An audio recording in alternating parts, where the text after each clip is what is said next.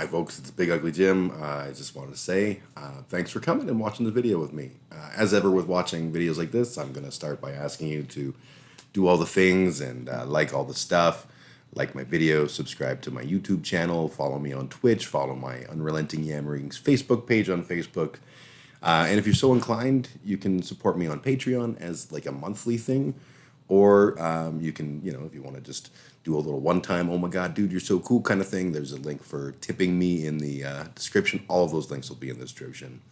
All of it really helps, and it's appreciated. I'm just like a little baby streamer, new to all this, and support on the journey I'm on is deeply appreciated. So, Jane Austen's Pride and Prejudice begins with the words, "It is a truth universally acknowledged that a single man in possession of a good fortune must be in want of a wife." I fucking hated that book. I was made to read it in my English 30 class in grade 12, and that sentence really sums up the entire book for me. I have a feeling like if I were to read the book now, it probably wouldn't annoy me nearly as much as it once did, but at the time, it was genuinely angering. I was a bit of a jerk back then. Obviously, the words come from a time where the world was very different, and probably the lyric words are a little soap opera-ish, but it was probably pretty on the nose for the way that society was at the time. I mean, in them olden days, a man with enough to support a decent life who didn't have a wife was probably on the prowl for one. Things like homosexuality or asexuality just wouldn't have been part of the things that society discussed openly. And if I understand correctly, having a wife or a husband was really imperative for blending in, even if you weren't doing it all for the nookie. I was beginning to see the concept of the script as I thought of it. When's Johnny going to concentrate, get happy, get a girlfriend, and then write a bestseller? Don't get me wrong, I still wound up following that script. I got married young, I got my degree, and I was all serious. I got over it. I was raised like almost, I guess, everyone of my generation to value the idea of growing old together with that perfect person. Monogamy. Honestly, it's a beautiful concept. My parents are still together after over 50 years, and yeah, that was the path I took, leading to my getting married and having my legion of kids, all of whom are kick-ass. But it didn't work. I got divorced. After the divorce, I stumbled around a bit trying to get back on the escalator, trying to find out who was my really, really soulmate. And the more I did it, the more bad a taste it left in my mouth. And then one day, I went on a date with a girl. It was not actually a date. I asked if it was a date, and she told me specifically that she didn't want to label it as a date and that we would talk about it on the date, which I'm calling a date, but that she didn't call a date. So, over a beer in a karaoke bar, we talked about it. She liked me and I liked her, but she really wanted me to understand that she wasn't interested in a monogamous relationship. She used the word polyamorous, which obviously was a word I knew, but I associated with fundamentalist Mormons and sister wives. And it was weird because, I knew people who were not monogamous.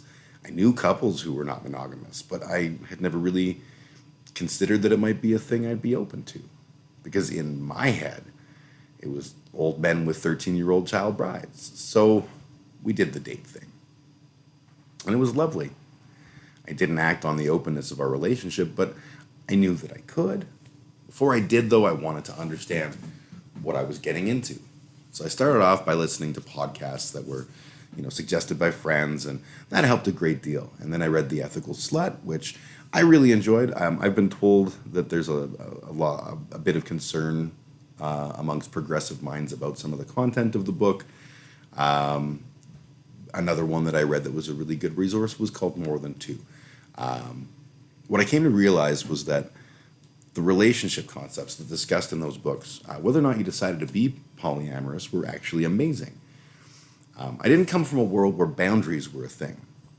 I'm a verbose motherfucker, but communication within relationships was really not my forte. That was partly because I had developed a huge fear based on issues with my self-confidence that meant that I had to just sort of eat whatever shit I had to if I was with someone that I liked, That's seriously unhealthy. And if you're doing that, you need to not do that.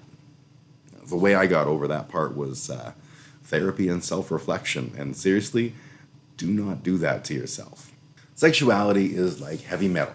Anyone that tells you they like heavy metal owns one Pantera album and probably all of the crappy Metallica releases, and that's probably it.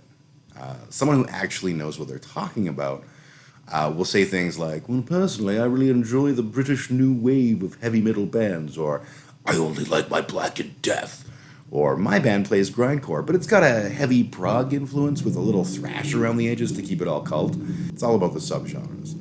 So I laugh my ass off when metalheads complain about the alphabet soup of the LGBTQ community. Dude, you can spend 40 minutes telling me the difference between Norwegian black metal and technical death grind, but you can't understand that some people like both sausage and taco? Idiot. Polyamory has its myriads of types and subtypes, from coffee table poly to don't ask, don't tell, which, in my opinion, is absolute crap, to solo poly and everything in between.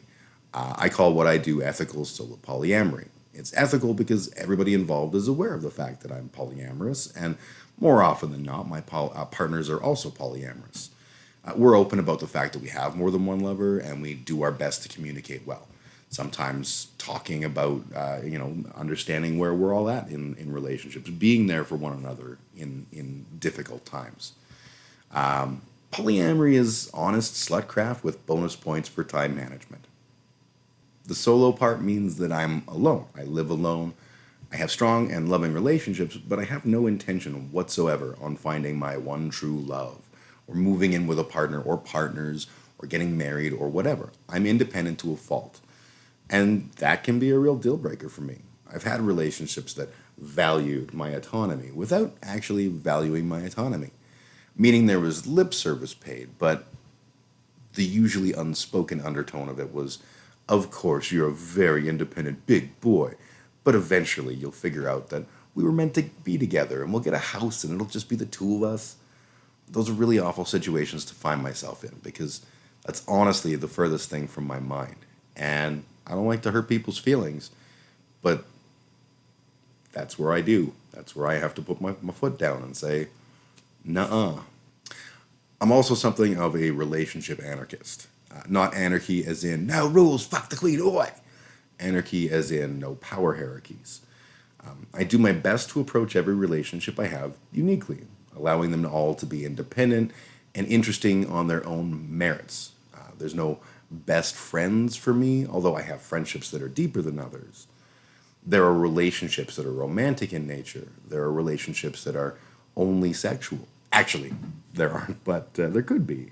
I just don't have one of those purely sexual relationships right now, and to be entirely honest, I don't usually find them all that interesting. The key to the whole thing is honesty, and that isn't easy to do. We're programmed by the world around us to assume that our actions are going to hurt other people. We are built with jealousy inside us, and contrary to what anyone might tell you, everyone has some jealousy. Some of us have just confronted it and understand it a lot better, preventing it from growing to a problematic level. I remember a time where I was struggling with jealousy. It was before I had embraced my poly, but I had ended a relationship that was a long-term and very important relationship, and we were being friends. We're still friends. We're great friends. But when we would go out, there was always difficulty for me when someone would come over and talk to her. And I would see the look in their eye and I would just be upset. And that's not okay. I went to my therapist. I was in therapy at the time. I went to my therapist and I said, how do you stop feeling jealous? And my therapist paused a moment, thought, and said, have you considered not being human? Oh, you witty therapist. But what the meaning of that, and he explained, jealousy is normal. Jealousy is human. It's a question of how we react to it. It's a question of what we allow it to build and to become. And so I would actively choose to go out with that friend, that former lover. And when I had those moments where I could feel myself becoming jealous, I had to confront that for her sake and for my sake. I wanted her to be happy. I knew that I didn't make her happy and that she didn't make me happy. But if she could be happy, why would I want to get in the way of that? It doesn't make sense. So I had to work through it. I had to do the work. So what does my future look like? Well, my hope is that it'll be a future of a small number of amazing people floating around my universe. Some of those relationships with the amazing people will have some level of sexuality. Others will be completely asexual. Others may be genuinely romantic. Some may last for decades. Others may wither and die like a hothouse flower. But I'll do my best to cherish each and every one of them for what they are. And to me, that's a big part of it. Think about the people in your life.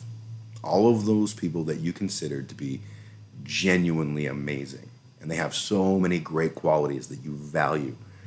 But no one has all those qualities. And I think it's unfair to expect that all of the qualities we want in life are available from a single person. That's a tremendous amount of pressure, and it's not real. I can't be anyone's alpha and omega, and I don't want to be.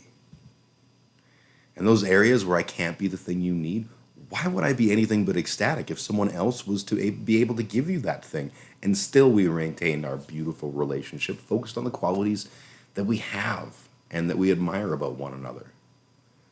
I can't speak for anyone else, but I think that's an absolute leap forward in how I look for happiness. I'm not trying to seek the one who will be perfect, and I'm not trying to foist all of my expectations on anyone else. I seek the many who are as cool as fuck and who I can enjoy for who they are, not who I want them to be. That's possible. I may change my mind on all of this. I don't rule out the idea that there could suddenly appear that one majestic unicorn of a person who is perfect for me. I just don't expect that to happen.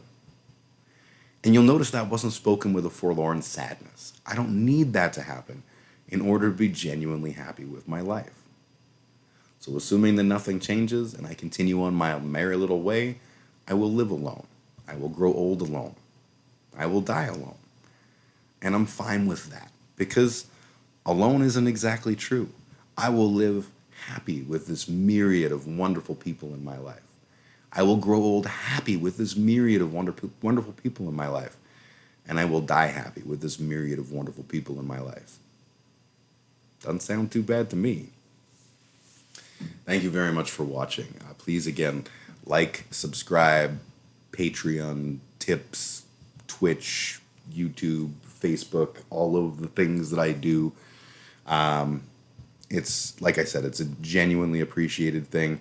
I want to give a extra special loud shout out to my patron, Mr. Dave Anderson.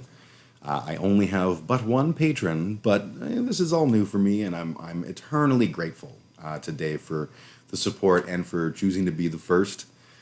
Dave even gets to see this video before other people do, so that's just one of the many blessings I bestow upon my patrons, because I think it's important. I usually stream on Facebook, YouTube, and Twitch on Saturdays. That's the thing I'm starting now.